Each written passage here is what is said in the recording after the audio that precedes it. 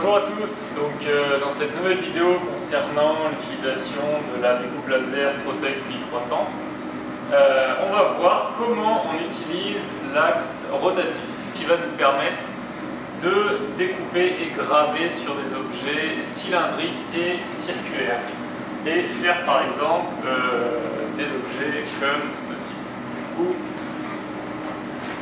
comme ceci. Alors tout d'abord, on va aller voir ce que dit la notice à propos de cet axe rotatif. Alors, si on regarde la notice d'utilisation, page numéro 37, c'est la notice de l'axe rotatif. Alors premièrement, on nous dit quelque chose de très important. C'est de ne jamais brancher ou débrancher l'axe rotatif quand la machine est en marche, quand la machine est à on. On a déjà cassé un axe rotatif en faisant ça et ça coûte plusieurs centaines ou milliers de dollars de réparation. Donc toujours éteindre la machine avant de brancher l'axe rotatif. Ça, je vais vous le répéter plusieurs fois dans la vidéo, c'est vraiment important. Ensuite, on nous explique quelques spécifications de l'axe rotatif. Par exemple, que le diamètre maximal est de 160 mm, le poids maximal est de 3 kg. Je vous laisse lire ces informations en fonction de l'objet que vous voulez graver ou découper. Alors, tout d'abord, on va voir comment installer l'axe rotatif. Donc, il faut premièrement allumer la machine sans que l'axe soit placé, pour être en mesure de pouvoir baisser le plateau. Donc une fois que le plateau est baissé et à la position la plus basse possible, on éteint la machine. Donc une autre fois, c'est très important d'éteindre la machine quand on va installer l'axe rotatif. On ouvre la machine et on va aller délicatement prendre l'axe rotatif. L'axe rotatif, il se pose, on voit ici, il y a des petits crochets en haut et à gauche. Et ces petits crochets, ils vont aller se mettre dans les barres qui servent normalement à tenir le plateau en nid d'abeille. Donc, hop, on pose l'axe rotatif et normalement, il ne doit plus bouger une fois qu'il est pris dans les crochets. Une fois que l'axe est bien positionné, que les crochets sont sur les barres de position et que quand on essaie de le bouger à la main comme ça il ne bouge pas, on peut aller le brancher. Donc pour le brancher, on a une prise ici et sur cette prise il y a un petit autocollant bleu. On va aller la brancher sur la prise qui est là-dedans, qui elle aussi a un petit autocollant bleu. Pour qu'elle soit dans le bon sens, il faut que les deux autocollants bleus soient face à face. Je répète une dernière fois, il faut absolument que la machine soit à off, le graveur laser soit à off quand vous branchez. Sinon ça peut casser l'axe rotatif. Donc on met les autocollants l'un face à l'autre et on peut brancher une fois pour toutes l'axe rotatif. Une fois que l'axe rotatif est branché, on va pouvoir allumer la machine. Quand on va allumer la machine, au lieu de se mettre à 0 dans le coin XY comme il fait d'habitude quand il est en mode XY, il va aller se mettre à 0 en X, mais en Y il va venir se placer au centre de l'axe de rotation. Et aussi on va voir le moteur de l'axe rotatif tourner. Donc non seulement il va se placer à l'axe de rotation et le moteur de l'axe rotatif tourne. Ça nous dit que l'axe rotatif est bien détecté et qu'il va fonctionner correctement.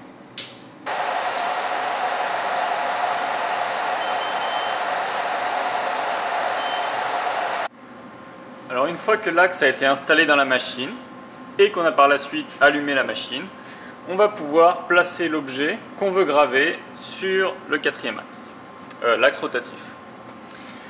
Donc on va placer cet objet sur ces deux cônes. Il y en a un qui est concave et un qui est convexe.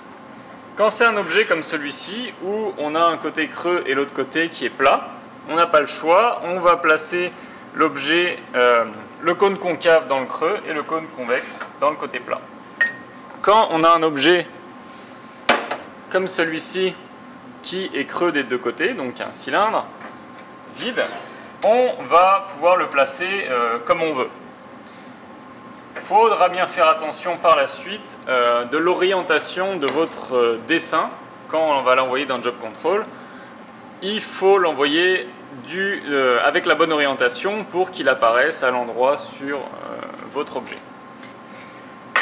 Donc je commence par mettre le cône convexe dans l'objet et je ramène le cône concave. Ici on voit qu'il y a un ressort pour pouvoir faire pression sur l'objet et le maintenir bien droit. Alors on ne va pas aller le pousser le ressort au maximum, je vais vous expliquer dans 2 secondes pourquoi, mais on va le pousser environ 1 ou 2 cm pour qu'il y ait assez de force pour que l'objet tienne. Donc là on s'assure qu'il soit à peu près centré. On visse cette petite vis qui sert à maintenir le deuxième cône et pour vérifier que l'objet est centré, on peut aller bouger à la main l'axe Y. Donc quand je dis à la main, c'est en utilisant les boutons. On ne s'amuse pas à tourner à la main l'axe rotatif, ça risquerait de l'abîmer. Donc là on voit qu'il est un petit peu décalé. Je l'ajuste un peu. Là il n'est pas si mal.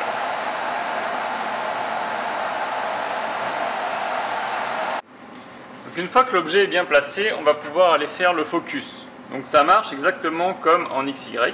On va aller placer le laser au-dessus de l'objet et on va monter le plateau jusqu'à ce que le petit objet de focus tombe.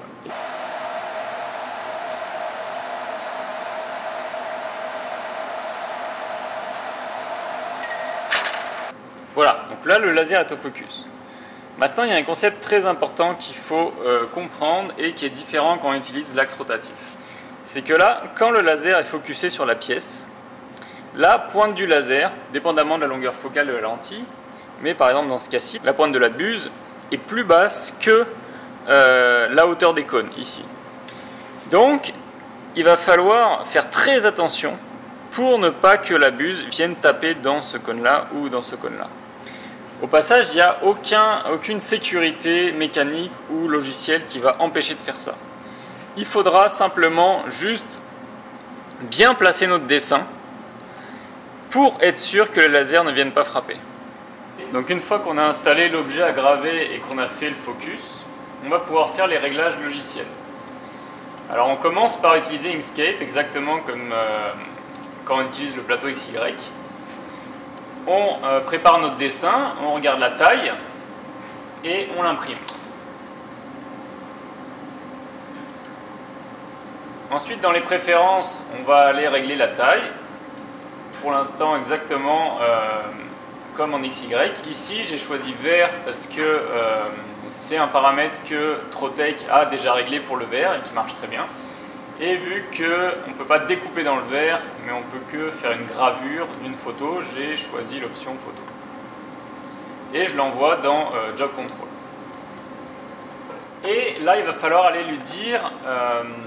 lui expliquer qu'on utilise l'axe rotatif. Donc pour ça, on va dans Settings, Options et dans Accessoires. Dans Accessoires, ici, il faut cocher axe rotatif. Ensuite, on a plusieurs options. On a le diamètre, donc c'est le plus important. Il faut au préalable mesurer le diamètre de l'objet qu'on a installé dans l'axe rotatif. Moi, je l'avais mesuré avant, c'était 86,6 mm. Ensuite, on doit setter la vitesse de rotation. Ça, c'était à 50% et pour l'instant, on va le laisser à 50%. Ça marche très bien et c'est relativement rapide. Et une dernière option qu'on a, c'est qu'on peut lui demander de tourner à zéro de revenir à zéro quand il commence et qu'il finit, ou bien de retourner à la position de départ. Nous, on va juste lui demander de rien faire comme mouvement en plus, comme ça il évite de faire des mouvements qu'on ne veut pas. Par exemple, si vous gravez une tasse qui a une anse, vous n'avez pas envie qu'il se mette à tourner au début ou à la fin de la gravure et qu'il risque de taper dans la buse. Donc on va juste cliquer sur aucun mouvement, on va tout faire à la main, tout ce qu'on a besoin, et ça va être plus simple comme ça. Donc en gros, le seul truc qu'il faut régler, Le seul paramètre à régler, c'est le diamètre, ici en millimètres, et il faut cocher qu'on utilise l'axe rotatif. On clique ensuite sur OK, et là on voit apparaître une espèce de verre qui se fait graver et un dessin d'axe rotatif. Ça veut dire qu'il a bien compris qu'on est en mode rotation. Ensuite, on voit que l'axe X, il correspond à l'axe X qu'on avait avant, donc jusqu'à 73 cm, mais l'axe Y, il a diminué. En fait, l'axe Y, sa longueur va être égale à pi fois le diamètre de votre objet. Parce que la circonférence de votre objet, ça va être pi fois le diamètre. Donc nous, on avait 86,6 fois pi. On voit que ça nous donne environ 270-275 cm de gravure. Donc ça correspond à tout le tour de notre objet. Si vous avez un cylindre plus petit, bien sûr, vous aurez moins de circonférence, donc ça va apparaître plus petit. Et inversement. Donc ensuite, on va connecter le laser au logiciel. Maintenant, quelque chose de très important, on va aller voir quelles sont les valeurs limites, quelles sont les valeurs où le laser ne peut pas aller plus loin. Donc là, on peut se décaler à la main pour que la buse aille très proche de ce cône-ci. Voilà, donc là, je suis à peu près à ma limite et on voit sur le logiciel que ça correspond environ à 52 cm. Donc 52 cm, c'est vraiment la limite absolue qu'on ne doit pas dépasser. Donc notre gravure doit se passer après 52 cm. Ensuite, pour la limite maximale,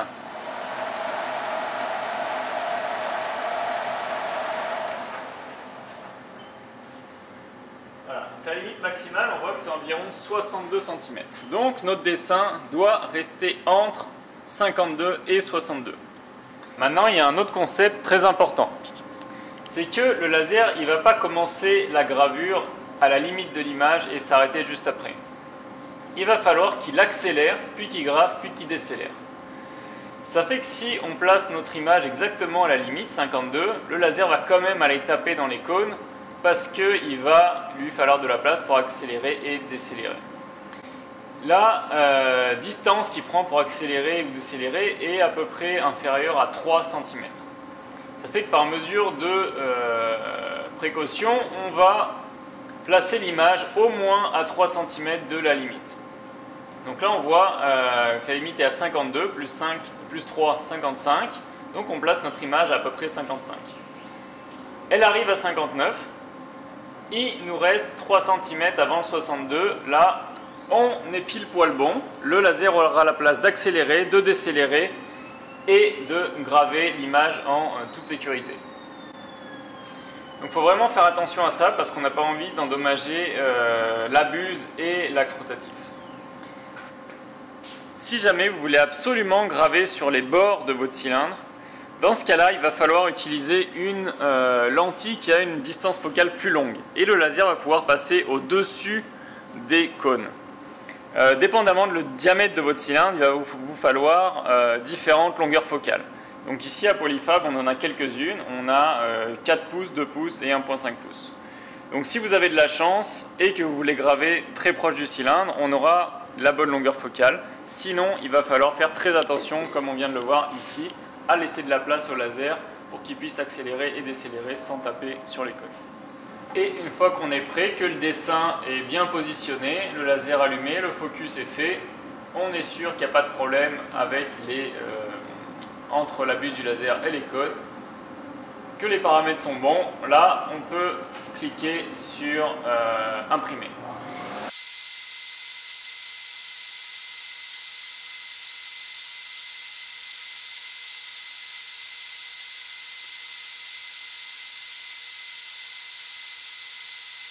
C'était tout concernant la vidéo d'utilisation de l'axe rotatif.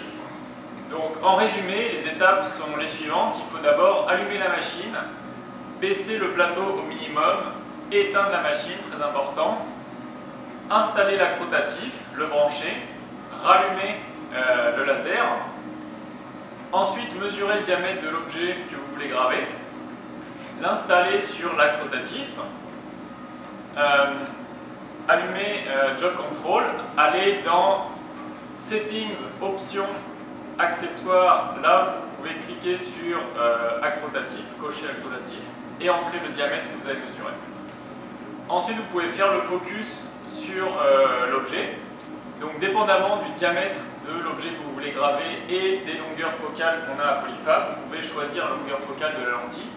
Donc, le but, c'est d'avoir la longueur focale qui va faire en sorte que l'objet à graver est le plus bas possible par rapport à la buse. Si jamais votre setup fait en sorte que la buse va plus bas que les cônes, il faut faire attention, comme je l'ai expliqué, à se garder de la marge pour être sûr que la buse ne tape pas dans les cônes. Et finalement, quand vous gravez un objet qui a une poignée, par exemple une tasse avec une poignée, il faut faire attention à l'endroit où la gravure va démarrer.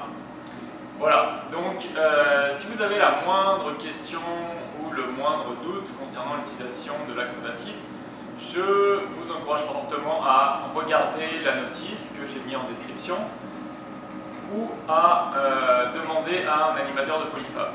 Donc c'est très important d'être sûr de ce que vous faites parce que c'est facile de casser l'axe rotatif, ça coûte cher en réparation premièrement et surtout c'est très long à réparer.